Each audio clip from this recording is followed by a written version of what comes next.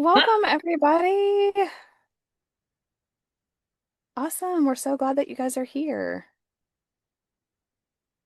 Okay, are we ready, Michelle? I am ready when you are, Emily. Perfect. I think this is such a beautiful illustration of how life sometimes just goes sideways, and especially as someone who is at a point in life where you're like, I didn't think I would be here at this point in life, and we just learn to be resilient and pivot and figure it out. Like it's fine. But hey, everybody, and welcome. Michelle and I, we are coaches, life coaches together, and we're in a similar group. And we serve a couple different audiences. But what we noticed is that we were talking about the same themes, especially around the holidays, which is around loneliness. It is around grief. It is around feeling isolated and just feeling the pressure of the holidays and what that looks like. And so we thought it was the perfect opportunity for us to come and share some of the things that we're teaching our audiences and we're helping our clients with. We wanted to have this conversation with you. So, welcome. We're glad that you're here. And first, we'll just do some quick intros. And Michelle, if you want to go first, that would be great. I will do that. My name is Michelle Spexarth, and I am the creator of Heal You, Heal Your Kids.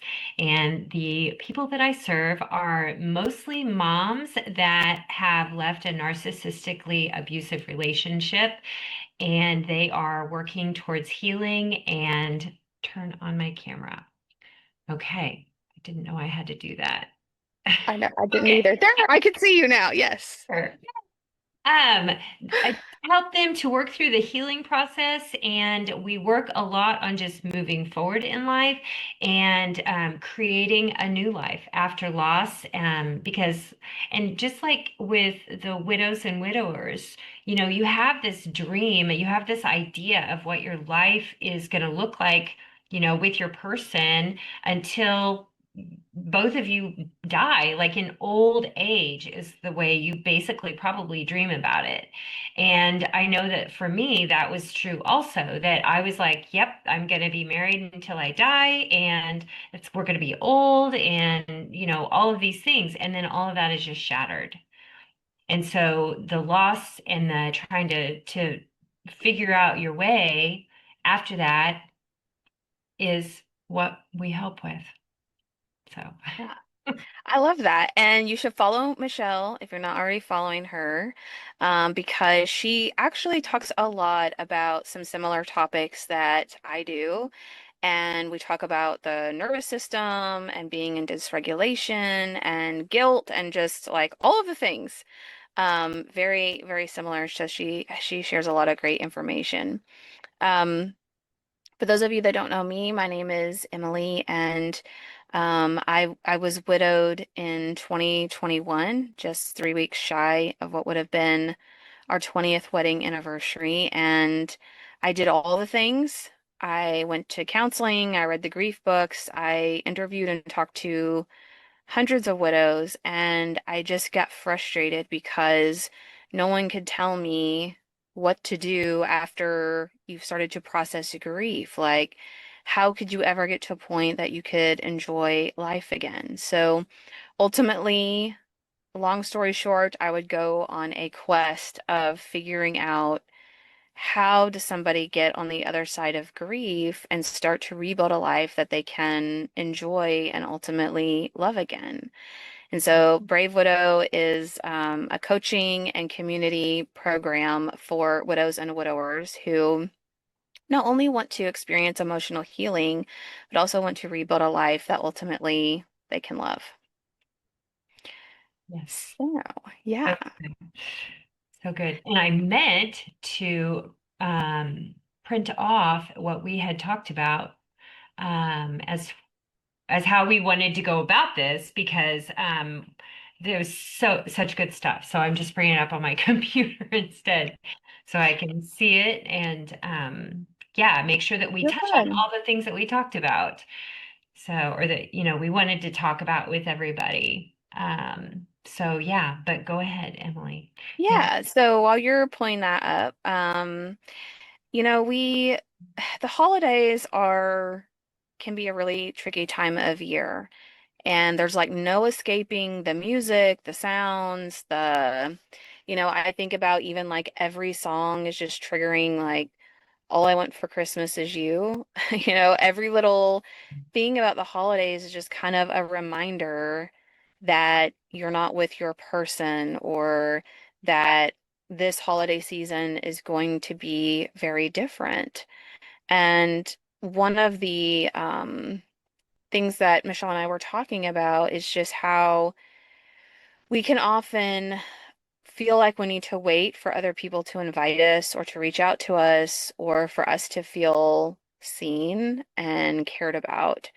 And the reality is that we often have to be the ones to proactively reach out, to rebuild our social circle, to um, invite other people to do things like grief and the holidays, all of that can bring up loneliness and isolation, which is really hard to navigate at times. And so we want to balance the expectations of what we have the capacity for, what we feel like we're up for during the holidays, while also recognizing if we do want to socialize, if we do want to be invited and included and part of a social holiday experience, that we will have to be the people who reach out and try to intentionally create that.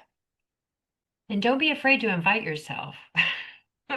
Most people are perfectly okay if you invite yourself because they may be feeling as awkward and uncomfortable about, that they want you to be there, but they know that you're grieving and that they don't want to step on your toes or anything like that. And so they have their own reservations about what is going on with you, and that may be the only reason that they didn't invite you to something, but you know about it and you're like, I would really like to go to that. And so don't be afraid to invite yourself to things too. Yeah, that's a really that's a really great point. And a lot of times, people I think are just caught up in their own lives. And so it's not intentional, or maybe they just don't think about you being alone, or maybe they just assume.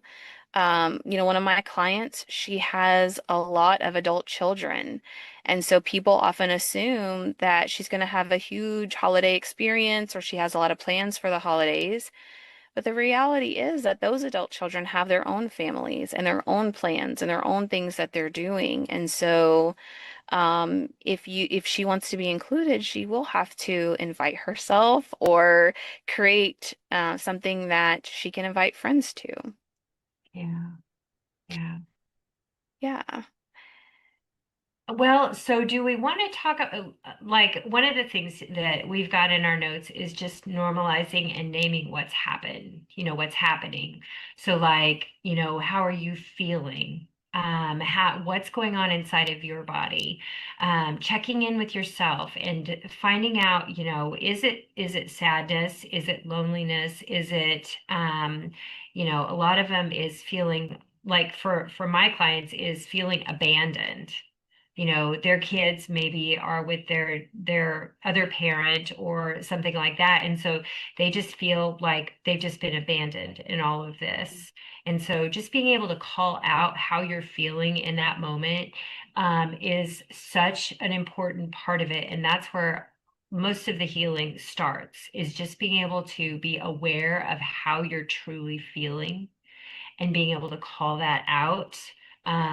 You're not crazy. You're not, whatever feeling you're having is perfectly okay. The one word that drives me crazy is I should be feeling this. I should be feeling that. And really, that is just that's an expectation or comparison. However you feel is exactly what you should be doing in that very moment. But being able to call that out and just be like, okay, this is what it is. Yeah. It's really important. Yeah. I think that's a great point. And when you were talking about the word should, like one of the things that brought to mind for me is a lot of times we have a picture in our mind of how it's supposed to be, but other people may have a different picture in their mind of how it's supposed to be. And so just being able to openly say like I thought it was going to be this way, or this is what my expectations were, this is what I would like to be, I think can help open the conversation around what you would like the holidays to look like, what you would like, if you want to be invited to join in with someone for the holidays, letting them know that. A lot of people may not know, but just realizing that because you have a vision and a picture of what you think it should look like, doesn't mean that that's what everyone else has in their mind or what even reality actually is. Um, so I think that that's really helpful. And we think about things like, oh, I have to, that also makes me think of expectations like, oh, I can't ruin the holidays for other people. Like, I have to show up and be happy and excited that it's holiday time, and I can't be the weirdo crying at the dining table or feeling sorry for myself. I'm just gonna have to put a mask on and pretend like everything's okay, or maybe this holiday season is hard because you are um, either have lost a loved one or you've lost a relationship that you were in. And so just what you're physically able to do is really lessened. And so even being able to think through and talk through with your kids, like what do we expect this holiday season to look like? And I may not be able to do everything like we've done in the past just because I don't have the energy for it. So here are some things that we can do instead. I think it's just really helpful to know that when you're dreading the holidays or when you're thinking about these upcoming dates that are hard, just acknowledging that you can lower the expectations you have for yourself and what you think it should be and what you're supposed to be able to do versus what feels the most supportive for you right now. Well, and it's so interesting that we get into this tradition spot because this is what we do every year. We have like Thanksgiving, you have the turkey, you have the ham, you have to have certain dishes. And when you start thinking about that and start thinking, why we don't like turkey here, we don't like turkey. Why do we have turkey? Because that's what we've always done. And when you really start thinking about it, it's like, I don't want to have turkey. What if we try something else? And so I kind of, in our home, um, the way things are set up for me is I have every other Thanksgiving with my children. And so one year we decided we totally were out. We did absolutely nothing with anybody else. We got pizza, we got junk food, we watched movies all day, we didn't come out of the basement. We realized after we did that, we didn't really like that. But we also remembered it's just one year. Mm. It's just one Thanksgiving. There's probably going to be another one. There seems to always be another one every November. And so we can try something different the next year, and then the years that I was by myself, I remember taking the first year and I was by myself and I was miserable and I think I cried the whole day.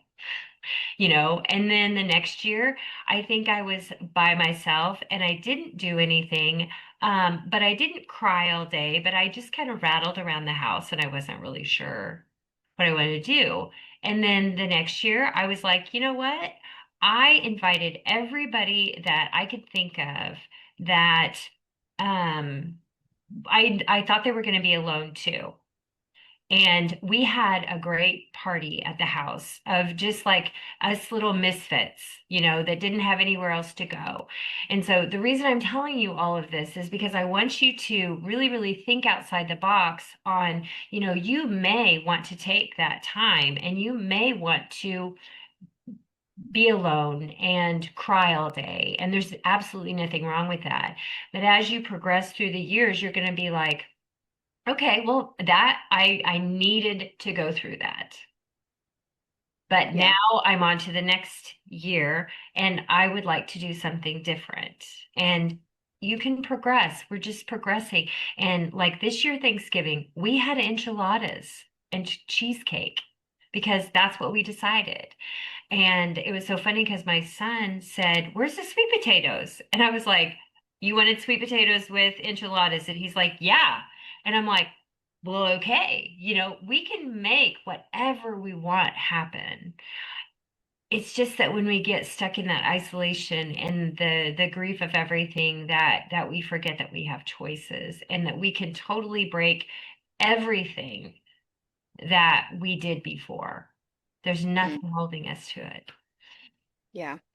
I love that. And just having that reminder of like, as you're figuring out the new traditions, what you do this year doesn't mean that's what you have to do every year.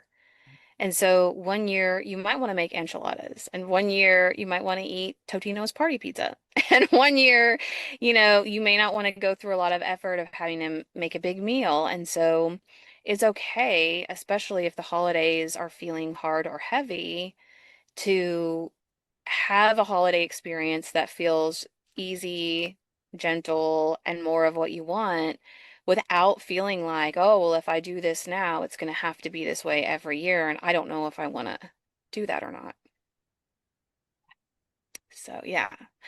So, we came up with some traps that, people experience during the holidays, or traps that we, put ourselves into. And so the first trap that we wanted to talk through was really isolation. So I don't want to bring everybody down, so I'm just going to stay home by myself. I don't want to ruin someone else's holiday, and I don't feel like faking it, so I'm just not going to go. No one wants to hear about how sad I am. They're tired of hearing about it, and so I'm just going to stay at home alone. And there is an element, like, I'm an introvert. I love being at home alone. It's like very peaceful and relaxing to me, but that's very different than I'm at home alone because no one gets it and I don't want to make them sad and I don't want to ruin the holidays. Like, there is a point where we self-isolate and ultimately we can bring on more depression, sadness, this feeling that we're the victim. Um, and just really have even create a more difficult time because we can be in that mindset of, well, no one invited me for Christmas or no one bought me a Christmas present, and I feel bad, but I have no choice because I don't want to bring people down. So I just want to encourage each person to evaluate if that's you. If you're like, I just want to stay at home by myself, to really look at why you're deciding to do that and to love the reason why. To be like, oh, it would just feel very relaxing to me and I would enjoy it and I would feel my house would be quiet and I would be at peace, then that's a great reason. But if your reason is, I don't want to be the Debbie Downer, I don't want to be the person, bringing everyone else down and, no one else gets it, then I would just encourage you to really look at and reconsider not being at home alone for the holidays and not isolating yourself. So one thing that came up for me when you were saying that is that when you're talking about, well, I don't want to bring everybody else down. I don't want to be the Debbie Downer. I don't want to, you are looking outside of yourself when you're making that decision to stay home alone. But when you really look inside yourself and be like, you know what? I just need a day, and you really look at what you need for you, that is where your true answer is going to be. So if you, as you're making this decision, if you're the I don't want to everybody else outside of me, that needs to be reevaluated, like you said, because you're looking externally for the answer instead of looking internally for your answer. Yeah, I think that's such a great point. I love it. Do you want me to do trap two? Sure. Yeah, if you don't Okay. mind. Okay, so the second trap that we came up to is I overcommit and I people please. So then you end up with emotional hangover and more grief the next day. So you feel like you have to rise up. You feel like you have to perform for all these people because it's expected of you. And again, pay attention to the external that happens with that. Every one of these traps is just thinking about the external. And so it's just something to be aware of. But if you feel like you have to people please, like, well, Bob expects me, or, the Wilson family expects me to bring the green bean casserole, so I have to go, and then you bring all this stuff and you show up in this big personality, and then the next day you just feel exhausted because you have just overcommitted on that day because you felt like you needed to perform. And so you don't have to do that. Even if Yeah. you show up as your crummy self that's feeling like garbage that day, that's okay too. Really, people will be okay with that. Yeah, I agree with that. And I it also made me think about how when we overcommit and we people please and we take this stance of like, oh, I have to do this to be a good mom, to be a good sister, to be a good daughter, like whatever it is, be a good Christian. I have to still show up and do all of these things that over time that builds up a lot of resentment towards the people that we care about. We feel like we're being taken advantage of. We feel like, well, if they really cared, they would tell me, like, no, no, no, don't worry about doing that. But the reality is that they may just not understand what you're going through or how it has affected you and your ability to show up. So not only is it a trap to overcommit and to push yourself beyond what you feel is your capacity, but it also can breed resentment for people that you don't want to resent. You want to love and care about those individuals. All right, trap number three. I hear this one often, which is if people cared about me, they would just reach out. They would invite me. They would text me. They would check on me to see how I'm doing. And in theory, you're right, they would. And also, I know that some people are just not good at doing that. I am not good at doing that for other people. I've become better at it, especially being a widow, but it is not in my skill set or wheelhouse to remember to reach out to people and be like, oh, hey, how are you doing today? Or, oh, hey, I remember this day was really hard for you last year. Like, I'm just not good at that. And so I have to acknowledge that I can't be upset at other people for not doing for me what I haven't done for other people and done that great of a job at either. And then I also think about my friends who would love to do something with me. If I invite them to lunch, if we want to go and have a coffee, if I will make an invitation with a specific day and time, they'll instantly accept and say yes.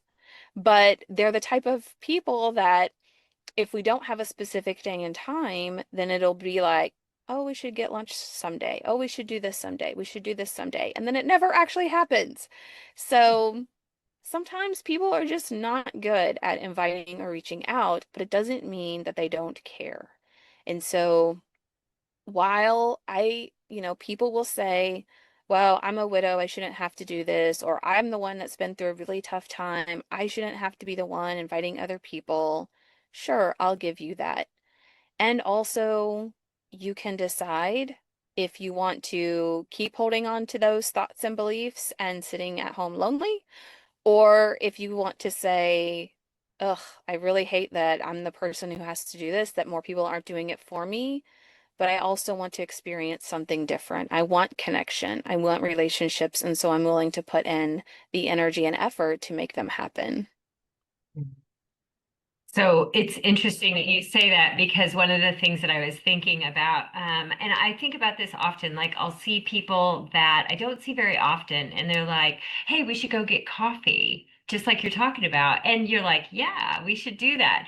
And I have not had any of them reach out to follow up to make a plan, and sometimes I will when I remember and I'm like, oh, I should do that right now. And I have to do it very impulsively, like, oh, I'm just going to at least get the message out to them so that we can start the ball rolling to figure out a time that works. But just by me observing what behaviors, like them and me, that most of the time they are not the ones. They're the ones that even said we should get together and have coffee, but they don't ever follow up with that and we sit down and make a plan. And so it just, you know, goes to show that exactly what you're saying is so right, that we have to be the instigators. We have to be the ones that are going to make things happen. And I love what you said that, no one's coming to save you in the webinar that you had. Because yeah, when we take and think about that, then we are like, oh, well, then it's up to me to make the first step and to create the life that I want. Yeah. So, okay, trap number 4 is numbing out with substances or isolated activities that make you feel worse. And so think about that person that stays home and drinks all day because they're just so miserable and they just want to feel miserable. And I am going to say that yes, I have been this person in the past. I have made this choice that this is what I wanted to do with my day. And I can't say that it was like, oh yeah, I'm totally gonna, get drunk. It was just like one of those things or whatever other substances people choose, that it was one of those where it was there and I was feeling like garbage and why not? And then there you are. And so my um not being intentional with my time and with my decisions led me down a path of feeling like garbage, even worse than I already was. And so just remember that this is one of those traps, and it's still an external thing because that alcohol is not within me. I Mm. mean, it becomes within me, but you know what I'm saying is that it was an outside thing, and I wasn't thinking clearly, and I wasn't being intentional with decisions that I was making, and then I just kind of fell into that, and so that can be a trap also. Yeah. Yeah. That is, and I commend you for being open and willing to share that. And one of the things that I learned going through grief recovery method is that many of us have, they call it's like a long term, but it's essentially these short-term behaviors that we engage in as a way of numbing out, zoning out, um, distracting ourselves from the grief, from the loneliness, from the real source of what's causing us to feel that way. And you mentioned like things like substance abuse, and we also have other things like retail therapy or, people will engage in, hookups or friends with benefits. And I see a lot of groups that promote a lot of short-term distractions, is what I'll call them. I don't even feel like they're short-term fixes. It's just short-term distraction. Yeah. And it's so heavy because I will see people post in these groups and everybody's cheering them on, like, yes, you do you, like, you deserve it. You earned it. You've gone through this really big, horrible thing. You should be able to do what you want, judgment free. And then a few months later, that person is posting again, and they're like, oh no, I had this friend with benefits, and now I've caught feelings, and this is never going to work out, and I'm heartbroken all over again. Or I was involved in like a substance use, and now I have a DUI, or now something bad has happened that long term is causing me more heartache than if I hadn't zoned out with this behavior or whatever it is. And so I think that's a really important one for people to take note of, not even just physical things that they can numb out with, but just doom scrolling or shopping online or things that we typically don't think of as harmful if they're not done in moderation can still be a trap, a thing that um, helps us elude the pain in a very short-term sense. Yeah, absolutely. And so really when we break down all of these traps, all four of these traps, and we look at the core of what you can do to help yourself out in any of these situations, is that you need to check in with yourself. Like really check in, really find out how you're feeling. And what you need to do to serve you to the best of your ability in that moment.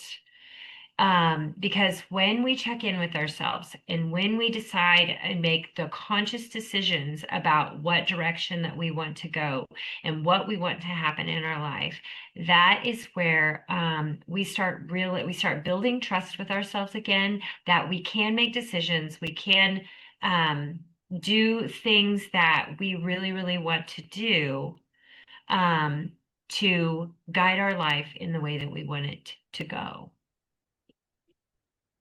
Yeah.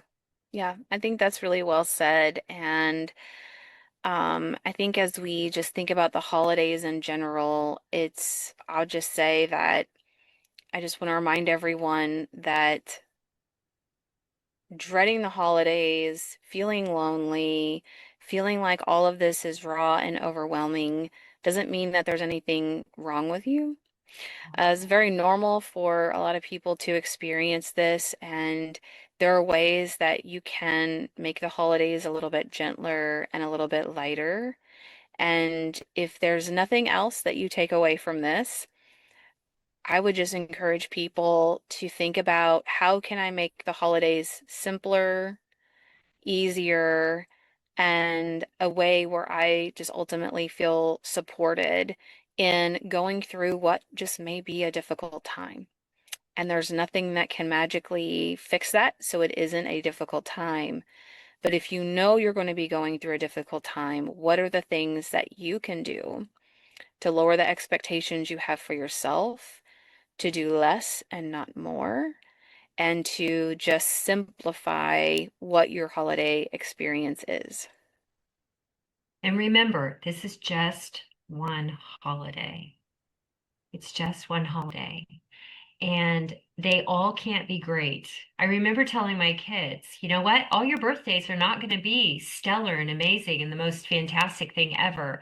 You're going to have a holiday that's just a holiday and that you barely made it through or whatever. And if you just keep thinking, okay, you know what? This is just a day. It's just one holiday. And when that's over, then I get to move on with life as normal. And it will be okay. And there'll be another one next year, and you can decide to do it differently when it comes around again. Yep, I love that. Well, listen, everybody.